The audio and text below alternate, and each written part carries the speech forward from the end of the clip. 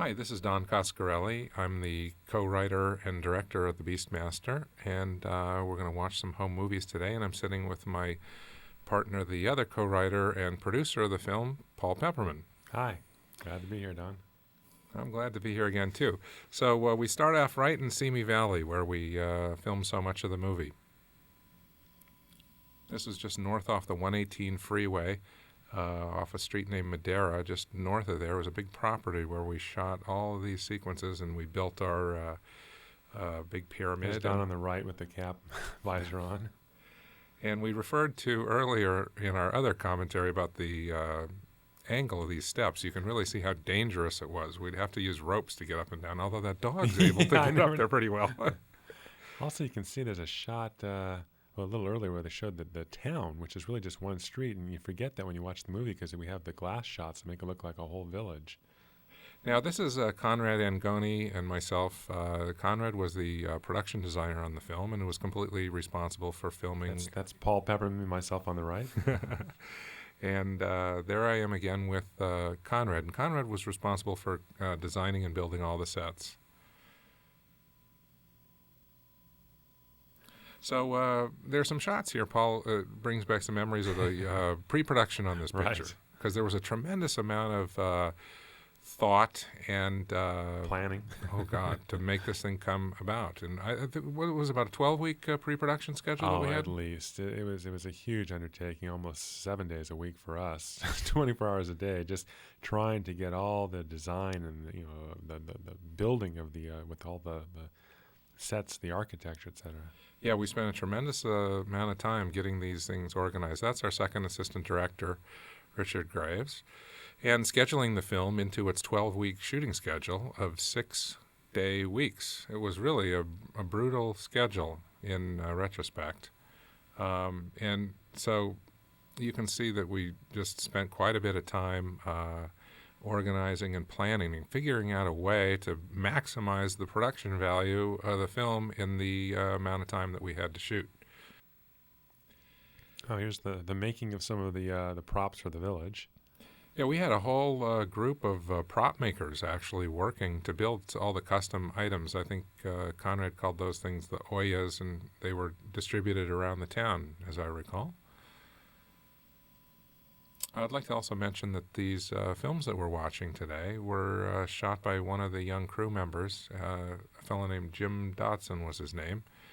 And we had given him a little budget for some Super 8 film and asked him just to try to document the proceedings, and he did a really nice job for us. This is all taking place in a warehouse that we had rented in Van Nuys near Los Angeles. And a very large warehouse where we had room to put together a prop shop, the miniatures. They did a lot of the wardrobe here. Yeah, there was a tremendous amount of wardrobe involved, organizing all the various materials that people were going to have to wear. We had to outfit quite a number of extras. I mean, there was a couple hundreds in certain scenes, and obviously they couldn't wear their street clothes. There's a couple of the camera assistants. Yeah, we tested the cameras before starting shooting, which is always a good idea to make sure that something comes out. So on the right there, you can see the little parapet tower in construction. Then in the center, there's the room that was used as the character Sokko's room, and also for the chamber where Rip Torn met with the king. Here's some detailing work on the design for that. Now, Paul, as I remember, didn't Conrad hired a couple different set building? He parceled out certain parts of the sets. One company was responsible for the pyramid, and then we had other companies doing other different aspects of it. That parapet you saw earlier, which is right here, this was filmed inside. It's at nighttime when the guard is going to try and cut the ferret, and he releases the gate, and this was all done inside the warehouse. And then we just put the camera on the floor to make it look like we were looking up. Here's the beginning of the making of the tree for the tree people. Yeah, we never could find a location. We looked around at some big trees, but nothing like building one. And so Conrad really went to town, and I don't recall, but I think that thing had to be, about 30, 40 feet in diameter, don't you think? Yeah. Well, not in diameter, in circumference, but the whole root structure. But you could see we couldn't really shoot up at the ceiling because the ceiling wasn't all that tall. We blacked out the ceiling. And they used those different kind of fiberglass skins to give it the texture of real bark. Boy, I was just going to say a lot of toxic materials used in this making this of this is movie. kind of interesting. I don't think anyone can guess what we're making here.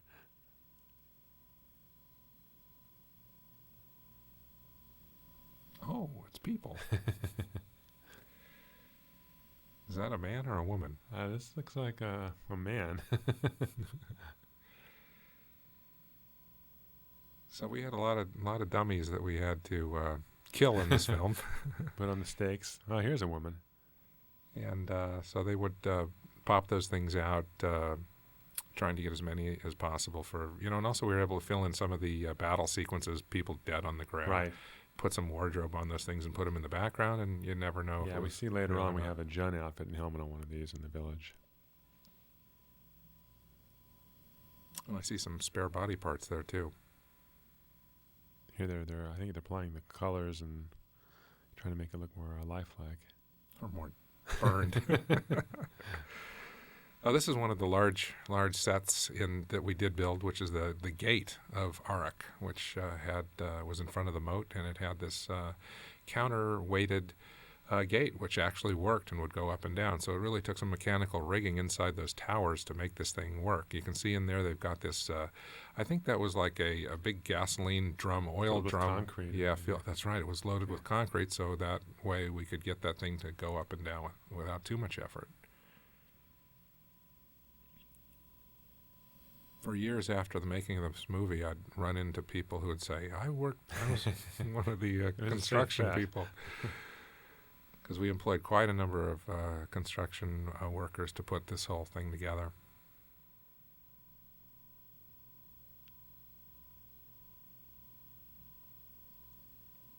And then after they get all this done, then they apply the outer coat. They spray it on. It's a foam substance. Here's some of the outer fencing that was created for the village of Emer.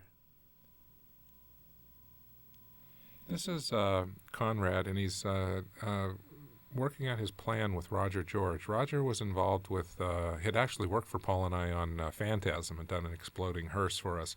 And we brought him back because we wanted to blow this oil moat that we had planned. And so a lot of planning went into trying to figure out how he would do this exactly, because you see the moat isn't really that deep, except in a couple spots where the horses would actually go into it. Here's some detailing on the pyramid and into the foam. She's carving out some of the seams in the foam material. As I recall, the only thing that was really structural was the steps. On either side, those weren't all that structural, and we weren't really allowed to walk out. And there were only certain spots that they reinforced we could go out and shoot a camera shot. I remember we placed Tanya and some of the women out there at one point.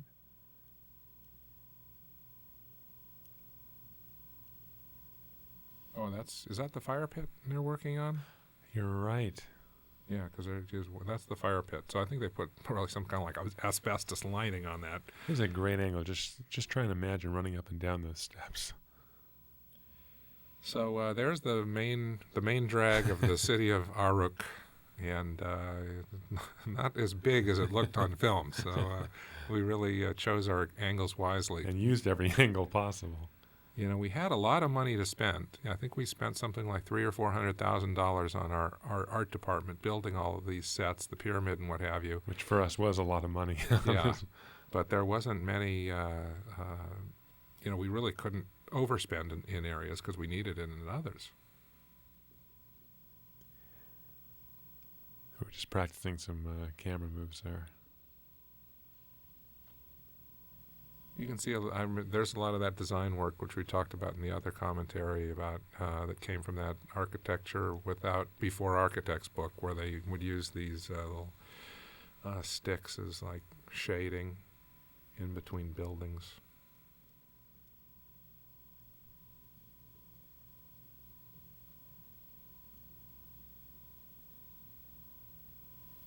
How long did the construction period last, Paul? Do you remember? I don't recall, but this was, as we mentioned before, oil company land, and we pretty much had the run of the mill to build everything we wanted out there. That's a nice thing about having a property like that available when you're shooting a movie is that, whenever a scene comes up and you don't exactly know what you're going to do, you've got a space that you can go and try to find that, like at the last minute, if we added a little scene or a shot or something, we could go around and do that.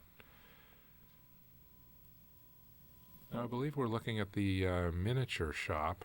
Oh, that's right. They were established in our warehouse, and they started, right from the beginning. They probably had a good 10 or 12 weeks of work building the large-scale miniatures.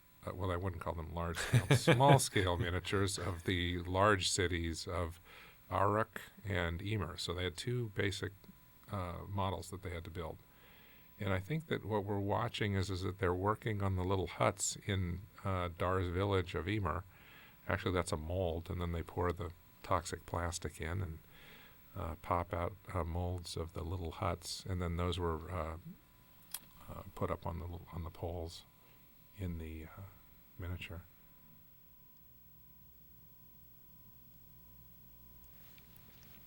These guys would have pretty wild hours. We'd stop by sometimes, in the middle of the night, and they'd be in there working away. Yeah, it's a round-the-clock deal.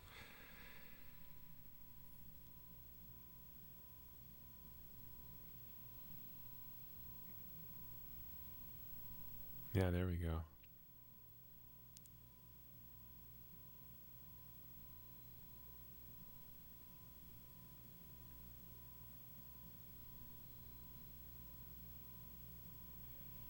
So the hut's all lined up and ready to go. Now here's some of the early photography of the miniatures. You can see the miniature right there of the little village, and then the camera's placed, and we've set it in such a fashion that it'll appear to be full size.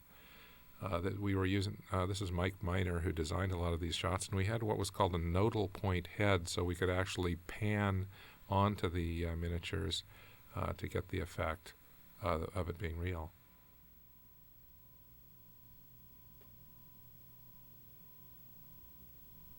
There's John Alcott, the cinematographer of the movie, on the blue cap against the back there. I think this was one of our first exterior days of shooting. We had to shoot this quicksand sequence, and we had dug this pit out and filled it with water and the vermiculite mixture to get the quicksand. And so we had Mark Singer, the Beastmaster, plop into that thing over and over and over again. Actually, we had a couple ferrets went into there also. We actually have, this is a heated pit, isn't this, Don, as I recall? We had... we really took care of our actors.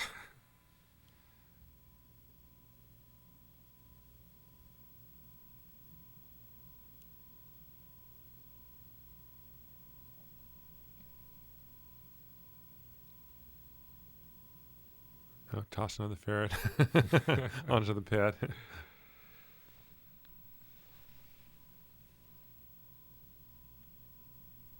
Yeah, this was the first day that Mark Singer worked on the movie, and that's always an interesting time for the director and an actor to sort of feel out and see if you have the same interpretation of what the character is going to be.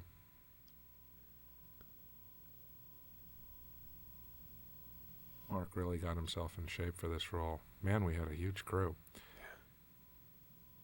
This is Vic Anselmo, the sword maker, and also developed manufactured a lot of the other knives for the movie, making the hilt for the Beastmaster sword.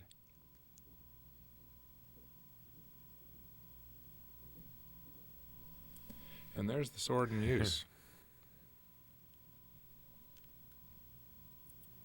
Yeah, Vic was an interesting guy. He was sort of a original gangster type. I think he'd been involved in a lot of interesting stuff in his youth, and what he came out of it was a ability to grind knives like no one else. No, a real artist. He crafted me a 9-inch Bowie knife.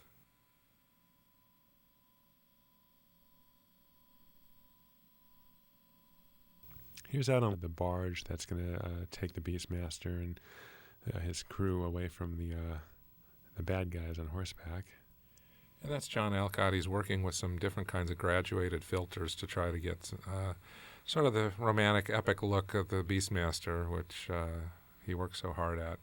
He didn't do much camera operating. Actually, he did no camera operating whatsoever. He had his trusty partner, Dougie O'Neans, who they had worked on a number of movies together, and Doug was quite a wonderful camera operator. Yeah, they both came over from England to shoot this movie, and we'll see scenes later on during the destruction of the village. You can see Doug is the first one into any kind of dangerous situation if he's going to get a good shot with the camera.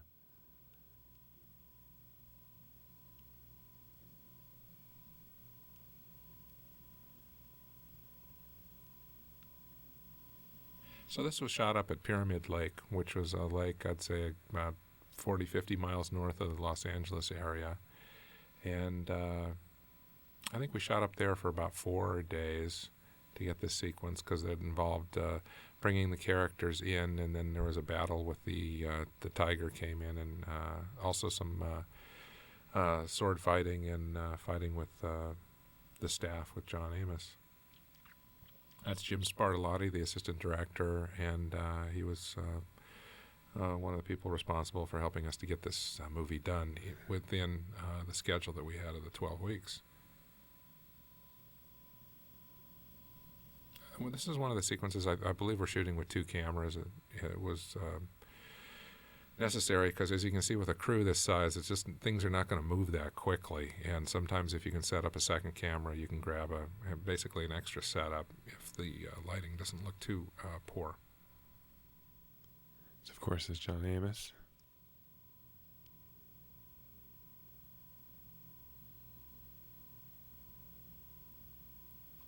Well, there's one of the stuntmen having to go into the water. Cold water. 33 degrees, I bet. He was pretty good with that staff. You know, he took that pretty seriously, and he really worked out quite a bit during the making of the movie to make these scenes work.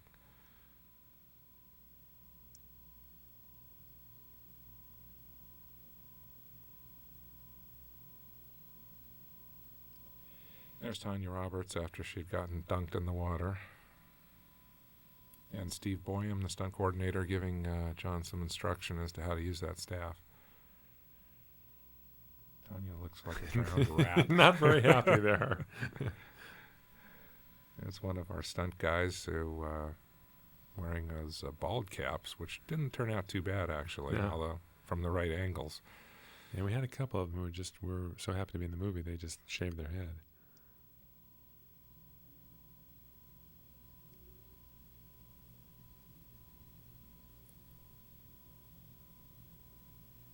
Here's some of the Juns on horseback out back again at Simi Valley, and we have a helicopter for the day where we're going to be doing some shots of them running along, and then some shots of the village.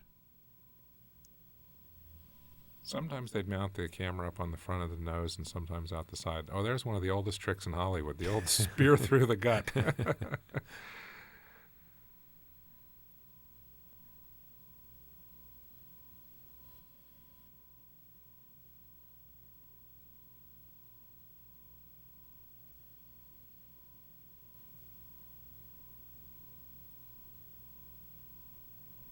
Yeah, we do that over and over. Mark was really quite a good sport about the physicality of the movie, and really responsible for, I think, some of the success was his ability to use swords and ride horseback and run and jump the way he could.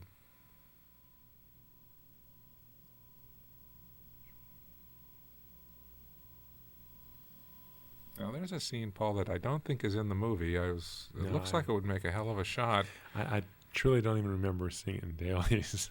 Following the It looks good. Yeah. You can tell this is early on in the movie because the tiger's real black. Yeah, that's right.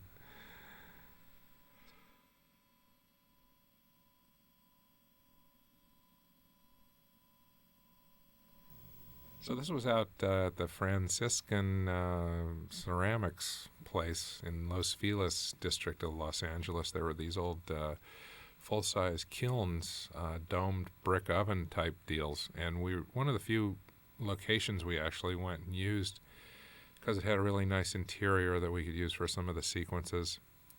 And it's a little dark, but you can see down there, this is a scene where one of those characters called the Death Guards breaks through a door. And, he was wearing one of those masks that you couldn't see through. So he had to guide himself just basically by, either myself or one of the assistant directors calling to him and telling him which way to come. Here's another example of the type of low-light conditions that John Alcott liked to film under. He literally would film by, the firelight, not much other additional lighting.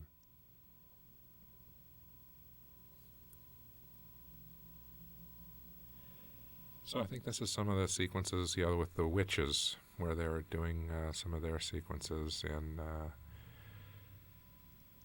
I believe there's a shot of Rip Torn in here somewhere. Real quick one. Yeah, there he is.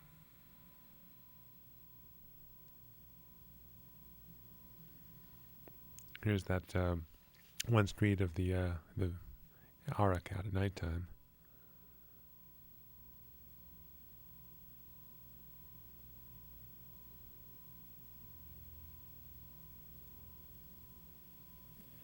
So now we're getting ready to film the devastation of the Beastmaster's hometown.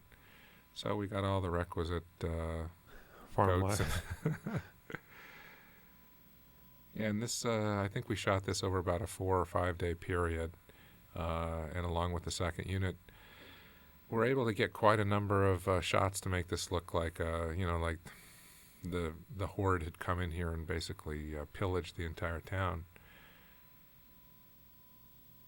Now, we'd use the rubber cement, gallons of it, and, drip it all over everything and then light it on each take so we'd have something burning in the background and get the smoke going.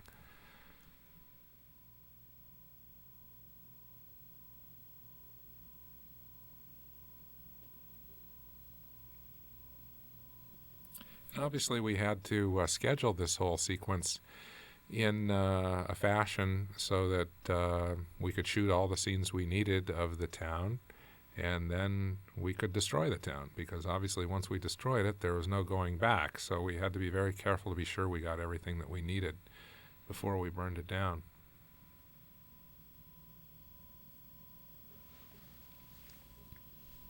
Now here you can start to see one of the oldest tricks in Hollywood, which is having the same actors running back and forth in front of the camera to make it look like you got a lot of extras. Because mostly what you see is just, dark heads running by. And you'll see this all throughout this sequence. We were able to maximize the production value.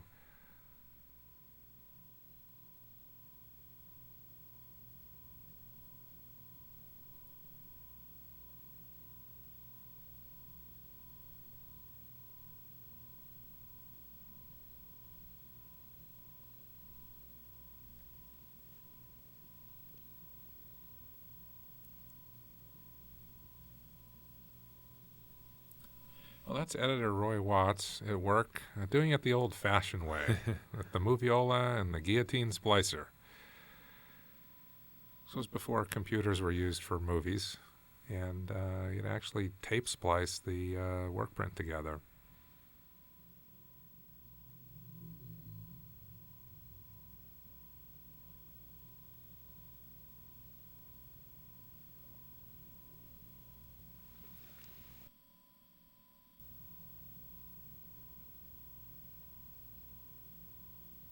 Back to the devastation.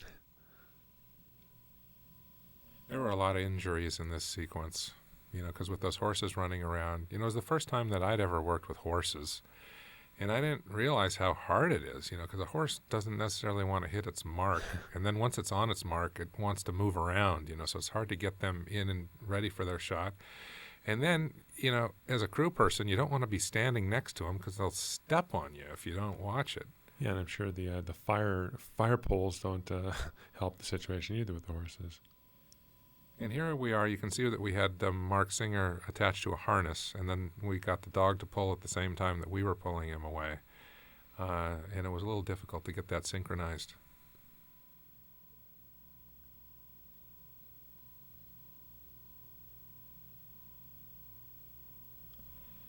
Now we shot this in the winter, and the photography was beautiful because the sun was very low, but what that also meant is we had very short shooting days. So we maybe had 7 or 8 hours a day of shooting time. So we really had to crank to make this stuff, get this stuff done on our schedule.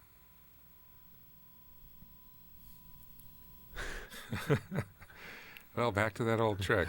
You can see we also do it with the horses, too. They run them back and forth. Looks great when it's cut together, though. But it looks really silly there. Yeah.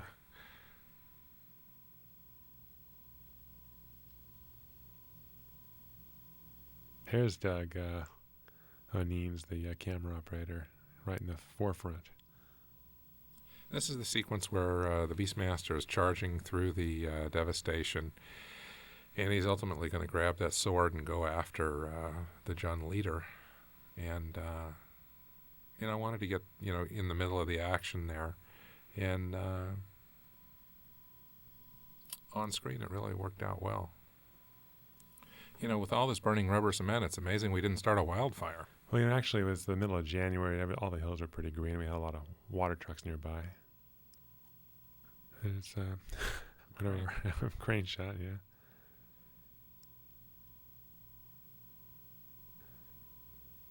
And that's Joel King, who's going to hang outside that helicopter and shoot some of these eagle points of view.